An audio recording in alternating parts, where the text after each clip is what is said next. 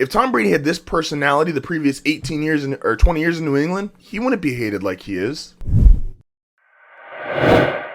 Good morning, good morning, good morning. Welcome to another episode of Hard Foul Radio. This is the show that values time. I value mine. You should value yours. So I appreciate you spending some of that value time here with me today. Let's get started. So obviously we're transitioning. I said this on Friday. We're transitioning to a really NFL heavy kind of show. We have the Hall of Fame games just a couple weeks away.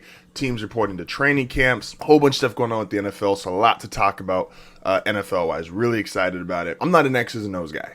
By the way, for anybody, if this is your first time listening to me, I'm not Mr. X's and O's. I'm not going to tell you that I think this team's schemes and their schematics are better than this team's and this team's personnel over here.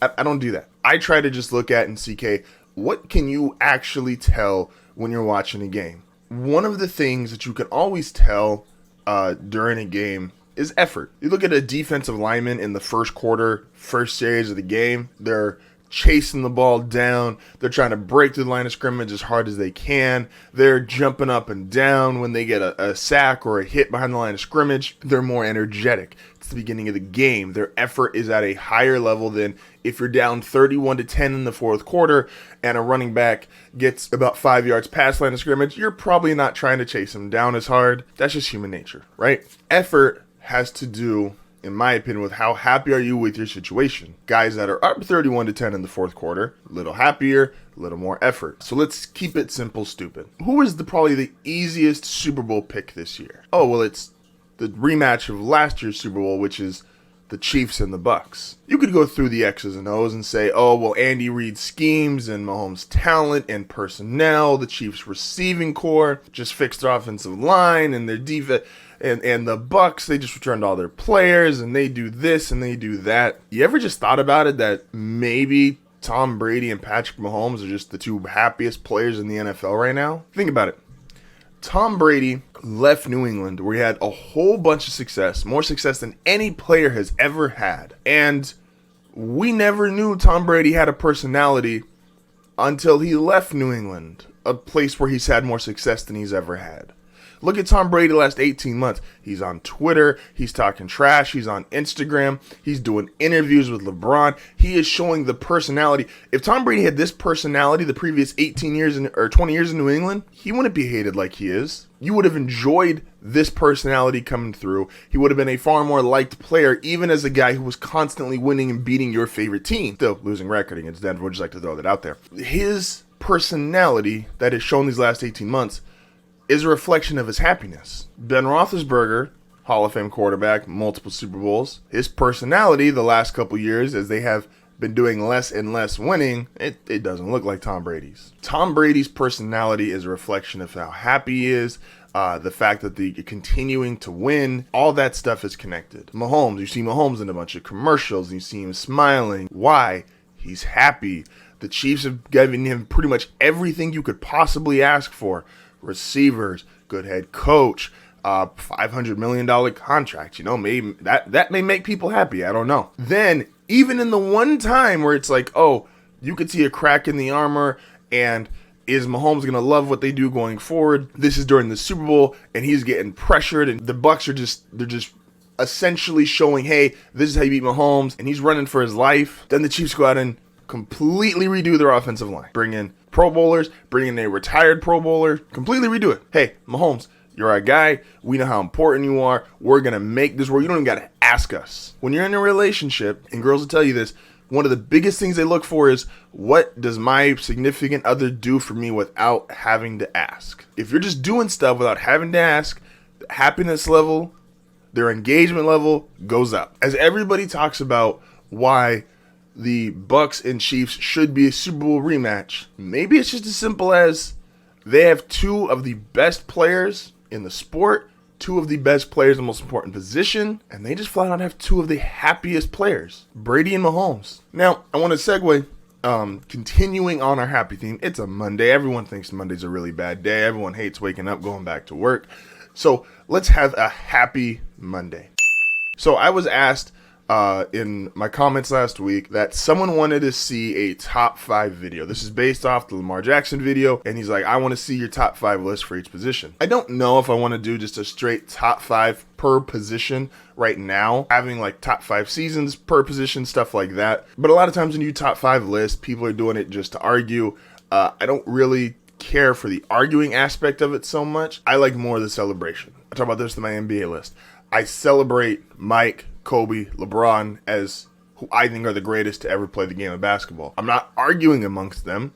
I'm celebrating how great they were. And even going to my next tier, I celebrate Larry, Magic, Kareem, guys that are in that level of that second tier. Maybe I don't think they're the greatest player ever, but I think they have a strong case to be in that 3rd through 5 spot, right? But I'm not for just, oh, I'm making a list because I want people to argue about who I put at number 1 versus who I put at number 4, and did I make this guy too low, too high? I don't want to do all that. I'm going to give you guys my top 5 happiest players.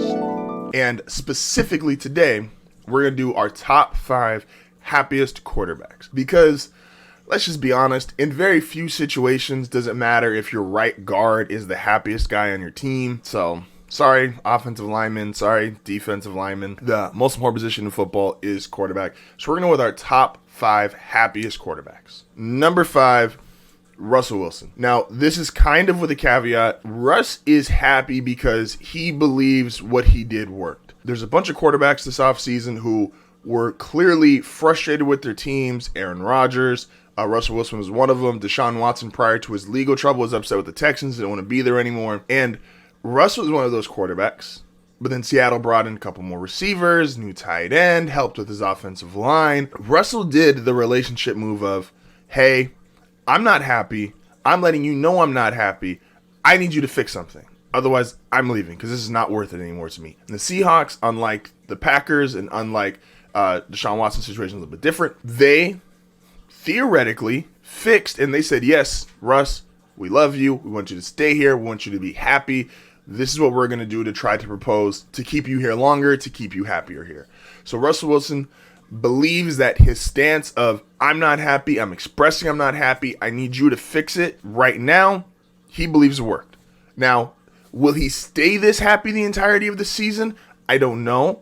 And that's why I've got him at number 5, because we're not sure if this is actually what he wanted or if it won't play out the way that he wanted. Number 4, and this might be a little weird, Carson Wentz. In professional sports, if you play like crap, you get cut, even if you got a big contract. And even if you have a lot of guaranteed money, you can get traded, and you don't always get great situations when you are cut and or traded. Carson Wentz played like crap last year and ended up on probably a top 5 roster in the NFL, and ended up back with his former offensive coordinator, who, when Frank Reich, who's the Colts head coach, when he was his offensive coordinator, Carson Wentz had his best season, a season that people said he should have been MVP if he didn't get hurt. So I played like crap. I got promoted to a better team in a better store. Like, if you were, just think about this, if you were a store manager for like a Ross, a Walmart, a Target, something like that, and your store did crappy numbers, and then the company decided, we're going to move you to a nicer store with better employees, better product, and you're going to make just as much money as you did. I think that's a win. So Carson Wentz, this is kind of a grateful pick, is he should be your 4th happiest quarterback in football. And if he takes advantage of it, I think he can have a really good season. I'm not as high on Carson Wentz as a lot of people. I believe he's obviously got talent. He's obviously proven he can play in the past. And last season, he could make an aberration on the very low end of his play, and he'd come back with the Colts and have a very good season. Number 3, Lamar Jackson. Did you notice something? So Lamar wanted a new contract. Lamar hasn't said anything bad about the Ravens. The Ravens haven't said anything bad about Lamar. The Ravens have continued to add players, continued to sign their players, continued to the roster they put around Lamar Jackson, which is arguably a top 5 roster in the NFL. Same way with Wentz and the Colts. There's no issues. Nothing's coming out publicly. So Lamar knows, even if he hasn't signed yet, there's probably a really good guess that in that building, they've got a handshake and an agreement. Lamar, we're going to get you paid. We're just going to sign these couple of guys first. Keep your roster intact. You know you're our guy. We're going to be here for years and be competitive for years. And just look at the way Lamar Jackson plays. Growing up, Brett Favre was kind of the example of a guy who just looks like he's having fun with the game. Lamar looks like he has fun when he plays. Lamar looks like he's engaged. Lamar looks and feels like the city of Baltimore. And that's why I believe the Ravens would be my fourth best team currently. I'll give you guys an official power ranking at the end of this week. My way too early power rankings for the NFL. Yeah, Lamar Jackson, third happiest quarterback in the NFL. Second happiest, it's Patrick Mahomes. What's not to be happy about? $500 million contract. As many receivers as you could possibly want. Great head coach. Your defense, they've even re-signed those guys. Matthew, Chris Jones. You have one honestly terrible game, and your team immediately responds to it by fixing a core problem, which is your offensive line, which they were bad in that game due to injuries. And the Chiefs said, hey, don't even worry about it. You don't got to stress. We're not even going to make you think about that could happen again. You don't even got to consider it could happen again. We're going to go ahead and get you 3 more offensive linemen, 3 new offensive linemen, fix the entire line. Don't worry, Patrick. We got you. We love you. We want you to be happy. Patrick Mahomes, second happiest quarterback in the NFL. And your number one happiest quarterback, the other one I talked about in my intro, it's Tom Brady. Tom had more success than anyone in NFL history in New England. But I think it's fair to say now he obviously wasn't happy while having that success. It was just success. Look at the way that he's moving off the field, obviously on the field. He's happiest when he's winning Super Bowls, and guess what he did? Now he can be himself on Instagram, Twitter. He's talking trash, he's having fun, he's having a good time, he looks energetic, and that's how you go from 44 years old down to 36 years old. He's energetic, he's excited, man. I'm just gonna have to deal with Tom Brady until I'm 44. Which doesn't make me happy, but what can you do?